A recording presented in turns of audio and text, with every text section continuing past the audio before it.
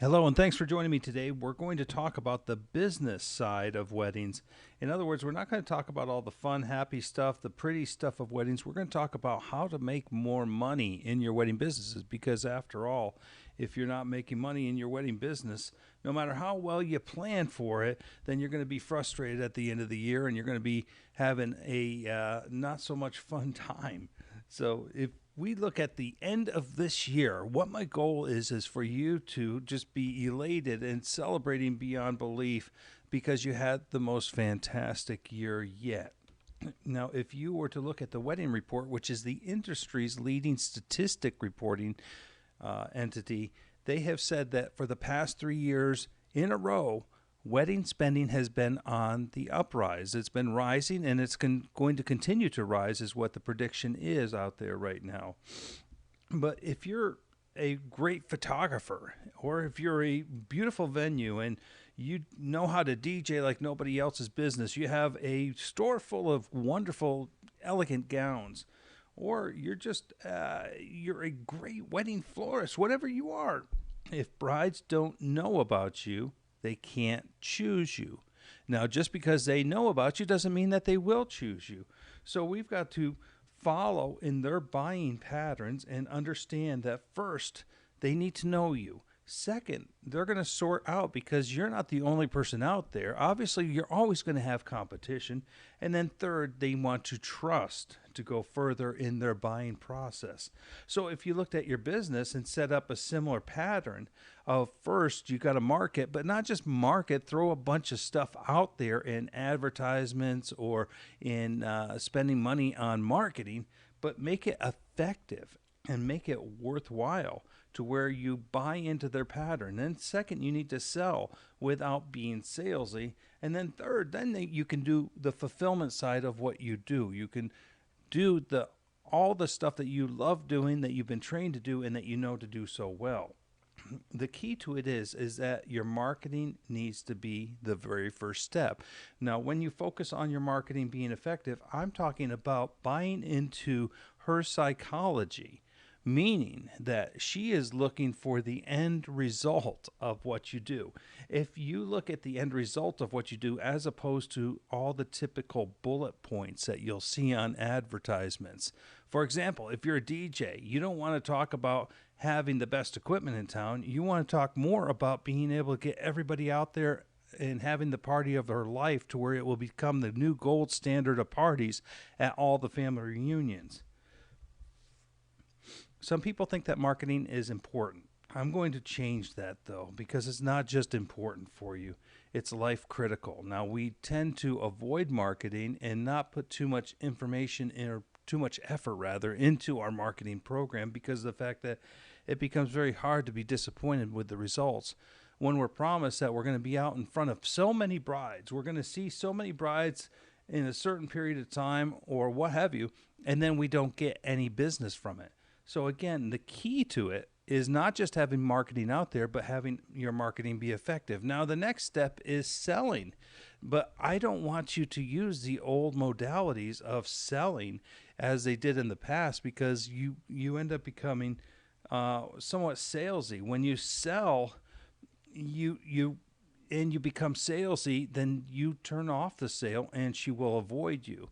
So we need to instead be persuasive and use powerful persuasion in the process. Now, to build this powerful persuasion, you need to be more like a consultant than you do a salesperson. A lot of times wedding businesses will avoid being a consultant because of the fact that they don't want to be seen as giving away all their state secrets. Well, let me reassure you that there is nothing that you know that can't be found out on the internet in public information right now. You need to form a process, though, that will help take her down that road to where you can help her go step by step in the sales process. So if you take effective marketing, powerful persuasion, that's where you're going to have the rise in your weddings. When you get inside the mind of the bride and when you start thinking like her of what she truly wants, not what you think she wants or what she might say she wants, Because let's face it, she gets on the phone with your competitors and they ask all the same 5 questions. And you probably had phone calls where she has called up and says, I'm looking for this thing on this date with this many people. We're going to be doing this thing. She does that because she's been asked by all the same questions. You need to get out of that pattern and ask her what really matters to her in her wedding. Now, I could tell you all about my resume. That doesn't matter. The fact of the matter is all I want for you is to increase, number 1, the number of weddings that you're going to do, and number 2, the average that they're going to spend with you. By increasing both of those, then we're going to, again, rise your bottom line and bring it up to where you deserve it to be. So if we look at the state of the industry, there's 3 things I want you to be aware of. 85% of the clients who come through your doors are typically first-timers. They haven't done it before. They don't know how to do it, but they've got enough information to think that they know how to do it. Now, there's on number 2, there's also a 20% turnover in the industry every year because people think, oh, I'll go do weddings and it'll be fun and I'll enjoy it. But they find out that it's not as easy as they think it is. They don't just hang a shingle outside of their store and then all of a sudden they're a wedding fill in the blank. The wedding businesses take a little bit of time. And again, the ones who focus on the marketing step and the sales step to make it effective and make them persuasive are the ones who go and do it. And that brings me to point number 3, that others are doing this and succeeding year after year and having record years each and every year. You can do it too. There's no reason why you shouldn't. If you use the best practices and if you understand what those best practices are, then you're going to be able to form a strategy that's going to be effective for you by the end of the year.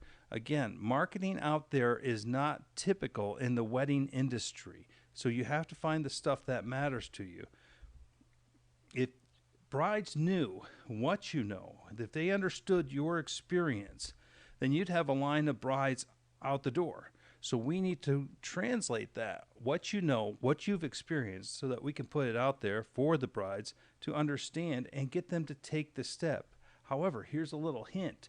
You don't want them just to buy from your marketing. You want them to move from your marketing. In other words, take the next step, which is typically communicate with you or meet with you.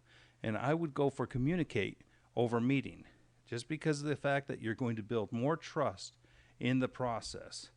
Now, I've put together a limited time offer to help you introduce to what I know. Again, I've been doing this for 23 years now, 24 years now, and I understand marketing and selling to brides.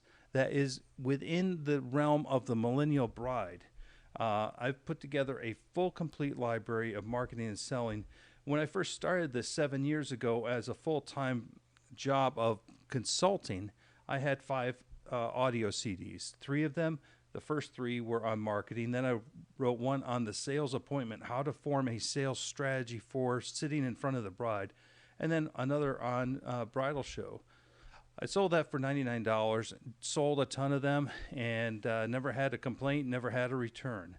But as I started consulting more and more, I found more topics that people wanted to know about, and that they wanted to know more about the different aspects of the wedding business, which all correlate with the marketing and selling.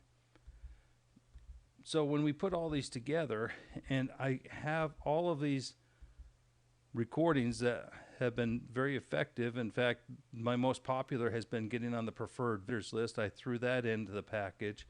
And then my one of my more recent recordings is Overcoming the What's Your Price Bride, which is about the bride who calls up and says, are you available and how much does it cost?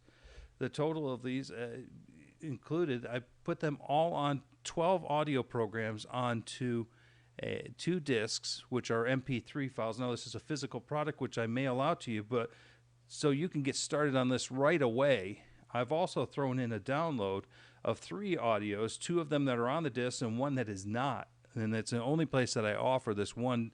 It's about how to work the leads that you get. Again, a lot of psychology of selling to the brides goes into this. 15 total audio programs. It's almost 14 hours of education, which most people say, I didn't even make it through half of it, and I got my money's worth out of it off the first CD. Normally, this goes for $640. If you want to buy it online tomorrow, that's fine. $437. If you click below, you're going to see a phenomenal offer. And the reason for this offer is simple.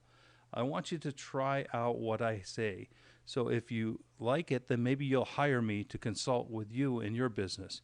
Let's take 2016, though, and bring it up to the next level for you and your business. And thanks for listening.